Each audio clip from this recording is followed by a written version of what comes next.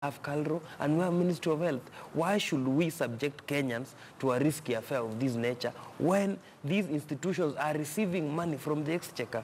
It is time the president calls the sack for some people, and if they cannot perform, they just go home. They should not risk the lives of Kenyans. Exactly, and it seems we have a lot to talk about with regards to the maize scandal at the same time.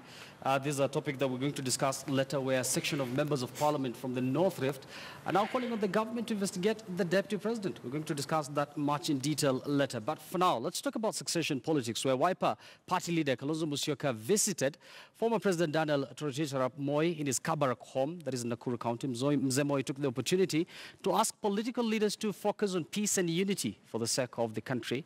But as Lofty Matambo now reports, Kalonzo's Kabarak visit could have various political interpretations in the political spheres. Take a look. It was all happy moments when the Wiper party leader Kalonzo Musyoka visited former President Moi at his Kabarak home slightly less than 1 week after he hosted top leaders during his father's burial in Seikuru. The visit also coming fresh after his appointment as a special envoy for South Sudan. Among those who accompanied him were his son and Iala Member of Parliament Kennedy Musyoka, Kitui Senator Enoch Wambua, and his Makueni counterpart Mutola Kilonzo Jr. An excellent spirit. He gave us absolutely good advice on national unity, and even advised the young ones amongst us on how to work slowly until they get there. So we want to thank God for Mzee. He's actually given us a lot of time. According to a statement sent to newsrooms by the former president's press unit, the main agenda for the 2-hour-long meeting was to congratulate Kalonzo on his new diplomatic role as the chairman of the Joint Monitoring and Evaluation Commission, JMEC, announced a week ago. Kalonzo used the opportunity to thank the Moi family for standing with him during the mourning period. Kalonzo served in various cabinet positions during the former president's rule. We'll stand by you, beggar for beggar, at this time and the future to come. He was able to condole with me, and he sent our brother Gideon to bring his message of condolence at the funeral of our late father.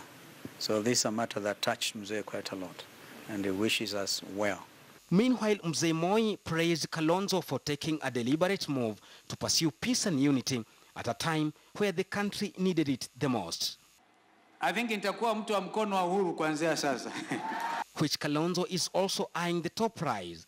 2 weeks ago, Baringo Senator Gideon Moi visited Kalonzo Musyoka in his current home, leaving tongues wagging about 2022 succession politics.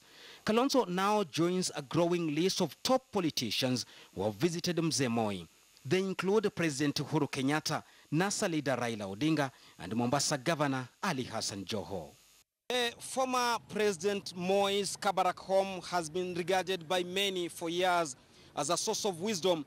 However, the political pronouncements that will follow soon after Kalonzo's visit will probably paint a clear picture of the type and amount of wisdom that Kalonzo will have tapped out of today's visit. Lofty Matambo, KTN News. Thank you, Lofty, for that. And that's not the only development that happened. You know, last week there was also another meeting or some sort of a handshake or mini handshake between former Prime Minister Raila Odinga and Kirinyaga Governor Anne Waiguru. We've also seen some sort of political bromance between Peter Kenneth and Raila Odinga. So the question is, actually, let me begin with the Kalonzo bit. And let me start with you. Does this mean that Moi and the Moi family might end up endorsing Kalonzo for 2022 following that visit? Well, you know, we have to wait for 2022 to find out exactly what retired President Moi is thinking of. And anybody who ignores President Moi when you're jumping into the political space, you'll be doing it at your own peril, because he's got a structure, he's got resources, and more important, he's got wisdom. Outside understanding Kenya like the back of his hand. But looking at Kalonzo Musyoka, it's very interesting. And I think Kalonzo Musyoka is a very lucky man that he was saved by this visit. You remember earlier on, he had taken up the position as the chairman of the Joint Monitoring and Evaluation Commission to look at the Juba peace process, a position that he is eminently qualified for because it's very solid. If you're talking about diplomacy in Kenya, then Kalonzo has got that institutional memory. And I think that position is very good because one would assume that Kalonzo would be securing Kenya's selfish interest as they ensure that there is peace in Juba. But that leaves a vacuum back in his village. And there are people who are asking questions, including the chairman of his party, Kivutha Kibwana. And you notice in the Kabarak visit, he was not accompanied by seasoned politicians. One would have expected that he would keep the company of, say, Charity Ngilu or Kivutha Kibwana, but he went with a young rising political star, Enoch Wambua, as well as Mutula Kilonzo Jr. So in my view, what Kalonzo has done is taken a decision which can be, you can look at it in two perspectives. At a personal level, he is well suited for this job. But again, maybe what we need to do is to do succession planning. So there are many more Kenyans who can actually be understanding Kalonzo Musyoka to understand what is happening in South Sudan. But when it comes to the political space, I suspect there's going to be a crisis back in his village with Kivutha Kibwana trying to fill that vacuum, or Charity Ngilu, or even Wavinya Ndeti. He's left a crisis. And you know, this idea we're being told that you can actually take up these roles within President Kenyatta's administration and still remain in the opposition does not work. Because Kalonzo reports to IGAD, and President Kenyatta is a member of IGAD, a prominent member of IGAD. So there's no way Kalonzo would be organizing a demonstration in Nairobi, assuming he's got capacity, on Monday. Then on Tuesday, there's an IGAD meeting, and he's reporting to President Kenyatta and his peers. That will not work. So, as I see it, Kenyatta, or rather, Kalonzo Musyoka assigned his exit from the Kenyan political space. So he's going to be kept busy because understanding his new position, he'll be organizing meetings at least once a month and maybe calling up on the IGAD presidents. And this is a very good opportunity for the young politicians. I wish somebody like Enoch Wambua, who used to work for the Standard Media Group, can actually take advantage of this vacuum. And you know, create that opportunity. Yes, we're going to talk about what this means for the opposition in this country because Raila Odinga got appointed, now Kalonzo Musyoka. I don't know where Musalim Davadi is. We're going to talk about that as well. Mark, very briefly, perhaps you can tell us what you read in this Kabarak visit by Kalonzo Musyoka. Let me first go back to what I said last week. A tiger does not lose its stripes. When Kalonzo Musyoka said he wants to be a mtu wa mkono, that's exactly what he did for Raila Odinga when they were announcing their pay bill number. You remember he was the one holding the number. Let's also remember that he used to be the king of shuttle diplomacy in this country. Okay, so Kenyans, please relax. That's Kalonzo being Kalonzo. He's always done that. Okay. Number two, his visit to the former president, Daniel Teacher of Moi, is in keeping with his political strategy of late. Everything that Raila has done, Kalonzo wants to do. Okay, that's how it's been. You know, Raila did a handshake, Kalonzo wanted a handshake. Raila did a hug, Kalonzo wanted a hug. Raila got a job, Kalonzo wanted a job. Actually, he has one now. Yes. So this is Kalonzo's strategy. He wants kufuata nyayo, alafu akule asali. That's what he wants to do. So this, to me, there's nothing to discuss here. Okay, it's like asking, what does a cock do in the morning? It crows, and that is what Kalonzo is doing. Has been his nature. So Kenyans should expect the expected. There's nothing to analyze. That's Kalonzo Musyoka. That's what he's always done. Husband Mark says there's nothing to analyze, but I'm sure there are people out there who believe, you know, Moi might as well say Kalonzo Tosha. Or are we reading too much in this? Well, from what I see, I think you're reading too much. It's not bad to read too much. I mean, Moi has been greeting people, and it is increasingly becoming clear that there is only one person he doesn't want to greet. And the number of people he's greeting makes the greeting insignificant now. Look at the people Moi has greeted. I don't really mean to say that it is not significant. Moi is a very significant factor in Kenyan politics. But I think the way Senator Gideon Moi is going about it is now making it lose any political significance. We saw Raila, we thought it was big. I think our first lady in this country, Mama Ngina Kenyatta, went, it was big. But now every other person is going. Atuoli went, Joho went, Kalonzo has gone with a team. I mean, next time it could be the team from Sunday Edition. We go and greet Moi, and that's it. And, I mean, it's losing that political significance. Do you think it's some sort of a strategy? Maybe there's something. Well, if it is a strategy, then it is failing terribly. Because I don't think we now understand, I don't think anyone understands what Senator Gideon Moi stands for. I mean, he's been everywhere. He's invited everyone. And we know that in a political contest, all you need is numbers. And we can't see how all these people will realign themselves and lead to a situation where all of them are supporting Senator Gideon Moi. I think all politicians are jostling for positions. And at the moment, what is happening is that they're sizing each other. You're just looking at the conversation that you can have with people. How can you agree and what are they bringing on the table? So if somebody needs higher stakes and you're looking at what is bringing on the table and it is not significant, it doesn't mean that it's going to lead to anything substantive. And I think the meaning of the blessing from Kabarak is increasingly waning. And sooner rather than later, it will be useless going to Kabarak. Kipchumba, we've heard husband here saying that a lot of people who have received blessings from Kabarak, apart from one individual. I don't know who he had in mind, but Yusuf, can you perhaps touch on that as well? Yusuf, in the next election, in 2022, it is estimated that 23% of the voters will be millennials, which means these will be people who are born past the millennia, the 2000 millennia. Those people only know President Moi through reading him. They did not feel him. So, and to be honest, we need to have an honest discussion about the Moi and the Kabarak rallies. I call them political rallies because I have never seen Gideon hold a political rally outside that sitting room where the former president sits. And coming back to the main issues, I think, to be very honest and fair to the former president, I respect him. I have read a lot about him. In my own place, he occupies a big space because he's the man who I first interacted with his politics when I was born. But being that, Daniel Arap Moi has no effect in the Kenyan politics, save for mobilization factors. But in terms of bringing numbers... Do you think that is key in a way? It is key, but the people who are going there do not have the capacity and the political capital. They might have the money, but they will not sway any numbers. Raila Odinga was there, let us Uhuru face Kenyatta it. was there. We are discussing about Kalonzo Musyoka, Uhuru Kenyatta's errand boy. When you discuss about Kalonzo Musyoka, the more you discuss Kalonzo Musyoka, the more even this show degenerates. Because this is a man who has stood in a national TV in a function where the president of the country is seated.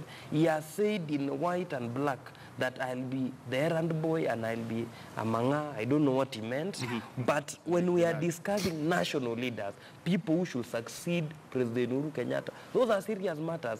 Watu wa mkono, those are people we discuss in a different forum. But coming back to the issues on the table, one, he is qualified to be the envoy to South Sudan, and I think that is part of the extension of Mutua Mukono. It is okay. But when it comes to the Kenyan political space, you cannot discuss Kalonzo Musyoka and Raila Odinga in the same page. Kalonzo Musyoka lacks the political wit to even call a 10-man maandamano in Nairobi town. So how can we discuss him in regards to 2022? The other factor is this. If President Moi had that political aura or the political mantra, William Ruto will not be where he is today. He will have dealt him a blow a long time ago. Even the mobilization factor. We saw how hard Gideon Moi battled to become a senator, and that is his son. So let us face the issues. Those visits have no political effect. Apart from the Kabarak visits, Dismas, there's something else that has been happening last week, and that is between Peter Kenneth and Raila Odinga. What do you know about these two individuals? Well, when you're talking about retired President Daniel Arap Moi and the Kabarak visits, anybody who attempts to You've decided to take us back to Kabarak. No, so that I can now gain momentum to come to Raila Odinga. Anybody who tries to ignore the potential that President Moi has got in determining the 2022 outcome is like an ostrich, because you are really ignoring tangible facts. And I'm actually wondering, when parts of Kenya claim that those visits to see President Moi are useless, These are the same people who've been denied the opportunity to go and see President Moi. Now they're complaining. I don't know whether it's the issue of sour grapes. And then in any event, who says that when you're going to see President Moi, you are going there because you want to run a political campaign or you want to hold a political rally at his airstrip or at his living room. People have gone to see President Moi on goodwill. I mean, the other day I saw the State House controller had gone to see President Moi. I don't know whether Kinuthia Mbugua wants to be president 2022 when he went to see President Moi. Goodwill. If I get the opportunity to go and see President Moi, I will go. It doesn't mean that I'm interested in 2022. I'm not interested in becoming president in 2022. So let's not dismiss some interventions or some programs or activities because we've been denied the opportunity. You know, it reminds me in the village, if you want to woo a beautiful girl and for some reason you are unable to access her, then you know you run a reputation through the mud. That every man in the village has had an occasion with her, she's not clever, she's not sharp. And I think that's the analogy. And I think that's why people like this show. I think you have different point of view. But now So let's address the Peter Kenneth Raila Odinga relationship. Yes, that's a critical issue. Now, shortly after, give a chance to react. Shortly after the handshake, literally eating. Shortly after President Kenyatta's handshake with Raila Odinga, he actually went to State House. Sorry, he went to Kabarak, where we understand he was served a cup of tea and had a very useful conversation. And it seems to me that there are a number of politicians in Kenya who are beginning to smell the coffee. And they're saying that now we need to be aligned with Raila Odinga. And I've seen many people, you know, beating a path to Capitol Hill to see Raila Odinga. It means there's something they know. Once upon a time, there was a fella called Kabando Wakabando who had no time for Raila Odinga. And I was surprised yesterday on national TV when he indicated in black and white, and he repeated it in Kiswahili.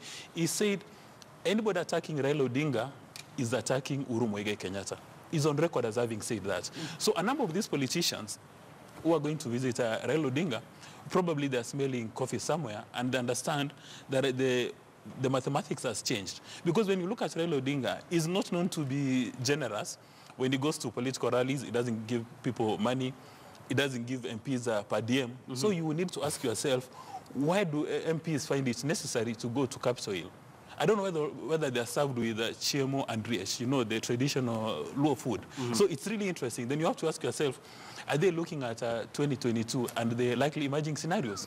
But what I found interesting and probably unacceptable is when Raila Odinga said that I'm now pronouncing myself on this Anwai Guru matter, and I don't think there's any mischief associated with that. So I was wondering, does Raila Odinga have the constitutional capacity or even the necessary instruments to say, based on the information I have now and what I had then, there are no issues with Anwai Guru. Now she's as white as the pamba that you know, he talks about. Which brings us now to a critical issue. That Raila Odinga and President Kenyatta, if there's something they're going to give Kenya, besides cleaning up this sugar scandal, maize scandal, is to ensure that they create a platform that when we go to 2022 elections, we get solid people to lead Kenya. Because look at what our contemporaries are doing. A few days ago, there is a miracle happening in Ethiopia because they have identified their national interest. But if Raila Odinga and Kenyatta do not assist us identify our national interests and pursue them to the hilt, we are going to a bad place. And it's important to mention that Ethiopia is not recycling old faces. They've decided to come up with new leaders. I think you failed to address the Peter Kenneth Raila Odinga bromance. You're out of time, unfortunately. Let me just bring... Peter Kenneth is... Yes, you're going to address that, but let me give Mark a chance, and then Esbon, I see Esbon also wants to react to what you've mentioned. One of the most critical things is we must understand the difference between a historical moment and moments, okay? When Raila Odinga shakes hand with Daniel Toroitich Arap Moi, then those of us who are old enough remember what Raila Odinga did to KANU in 2002. Okay, that makes it a historical moment, okay? But when Mark Bichachi and Kalonzo Musyoka go see the same person, it is not a historical moment. It is just passing news, and that's what makes it different. Now, that being said, we need to understand something very critical. Raila Odinga seems to have realized that whereas he has had and ridden the wave of Raila mania for a long time, he has always been dragged down by the counter called Raila phobia, okay? Now, what Raila is dealing with, he is removing the ambassadors, the patriots of Raila phobia from his ranks. What has he done? When you see Kikuyu politicians making peace with Raila Odinga, when you see Raila Odinga going to see Moi, when you see him shaking hands with Peter Kenneth, he is dealing with Raila phobia because there's no place where Raila phobia was greatest than in central Kenya. If Raila can convince central Kenya today that there is nothing to fear, that Mundu Mugoroki is dead and buried, and Mundu Mugoroki died, and then he gave a mantle over to the very same Raila Odinga, and that Raila Odinga shook hands with Uhuru Muigai Kenyatta and made peace, and therefore they do not have to worry about the rumors that used to be told about their houses will be taken and things will be taken. For as long as Raila is able to deal with Raila phobia, he will never have to form another Pentagon, another chief minister, another position like that, because he will have positioned himself in a way to be able to win the presidency of this country. That is what Raila Odinga's strategy is, pure and simple. And Peter Kenneth is one more key cog in his machine towards achieving that goal. Kirinyaga Governor Anne Waiguru as well. Husband? I think I agree with Mark that, you know, to a large extent, that's a key issue. And if Raila can deal with that and get the Raila phobia to a level where it is minimal in terms of electorate numbers, then he'll be in quite a very, you know, elevated place as a political contestant. But I think it's also clear what Dismas is saying, that it's not just about the Raila phobia, it's also about the electoral process. That sometimes it's not a question of winning an election, it's a question of getting to power. And I think getting to power is a function of a free, fair, just, verifiable electoral process, which President Uhuru Kenyatta and Raila Odinga are at a better place to address right now. But it's also credit to President Uhuru Kenyatta. The whole idea of Raila dealing Raila phobia actually emanated from the handshake. And we give credit to President Uhuru Kenyatta because he's leading the Kikuyu nation into dealing with so many things that they've never dealt with, including not understanding people but being afraid of these people.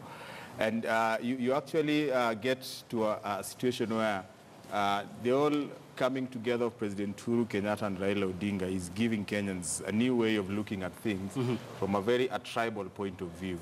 I agree with Dismas Mukua that it's hard to believe that folks like Kabando or Kabando can now talk in very, you know, flowery language about Raila Amolo Odinga. But if I go back to when I was in primary school, I think, and Kabando was a student leader at the University of Nairobi, ideologically I see that they are cut from the same cloth. Now, what happened, where now they had to disengage, is our ethnicized politics. And that is what President Uhuru Kenyatta is essentially dealing with. But I also need to come back to something that Dismas has mentioned, you know, that there are people, of course, with Raila phobia and the direction that President Uhuru Kenyatta is giving, I mean, the likes of Honorable Peter Kenneth, Anne Waiguru, essentially trooping to Raila Odinga in a way that is addressing that Raila phobia. But two things that Dismas mentioned, that Raila has now pronounced himself that some people who had, you know, corruption issues following them as clean. It is not true, because I interacted with that content for not once, not twice, but several times. And I think Raila made it clear that he made certain statements because he didn't have enough information. But when he got enough information, he actually understood that it was not in his place to make pronouncements. But he made it clear that he now leaves that to the investigative agencies. And he says that they are competent. Meaning, it is not about what Raila says about Governor Waiguru. Yes. It is left to the investigative agencies. And then secondly, there is the issue of people are smelling the coffee and trooping to Capitol Hill. I think they also need to understand that there are people who woke up early, drank that coffee, and they're out looking for votes. So as much as smelling the coffee is good, I think there is a sense in which all these guys are waking up late. And as far as 2022 is concerned, they need to be alive to the fact that there is a clear front runner. And I think it is clear to all Kenyans that all these machinations around other people is to frustrate an individual who is clearly ahead of all of them, has taken the coffee and is out there looking for votes. And is already in the process of preparing for 2022. Keep, once again, I don't know the individual Esbon is talking about. I'm talking about the individual Kenyans know, the deputy president. The deputy president. Yes. I'd like to know what the deputy president camp, you know, saying about all this, you know, development that we've been witnessing for the last 1 week. That is the handshake. between Raila Odinga and Anne Waiguru, and then we've seen another bromance, should I call it political bromance, between Raila Odinga and Peter Kenneth, and has borne Mark as well as Dismas are saying this is a Raila Odinga who's trying to give Kenyans some sort of a fresh perspective towards our politics. What do you have to say about that? No, Yusuf, two things. One, the sovereign will of the people of Kenya does not reside either in Capitol Hill, in Aloka, or in Kabarak. It should be noted. The sovereign will of the people to decide on who is their president resides in them individually. It is not a collective thing, but it's an individual thing. So as much as we are looking at the optics, we are okay with the optics. Raila Odinga is allowed to rebrand and do all the things that appertain that. But you must remember, there is nothing that has been gotten by us reminding ourselves each day in our syllabus that who our colonizers were. There is nothing to be gotten. Secondly, this country can never go ahead if it maintains a constant position in the national archives or the museums. We must move forward. We must come out of the closet and see and picture a country moving forward. And that means we must tackle the problem that face people of Kenya. We cannot live on the strategy table forever. The problems of the country as at now, food security, all these require a leader who will go outside there and interact with people. People will spend their time in the boardroom and strategizing and shaking hands might not help Kenyans. That one will be done in 2021, 2022. Going back to the discussion we are talking about, if I were to advise William Ruto on national TV, one, William Ruto is a sitting deputy president of this country. He has 4 years. Two, he will be judged harshly in terms of the promises and the pledges Jubilee made to the Kenyan people. He will not be judged on how many hands he shook, but he will be judged on how many bridges, schools and hospitals he operationalized. He will be judged on whether he delivered the stadiums or not. That is how he will be judged. For him, it will be whether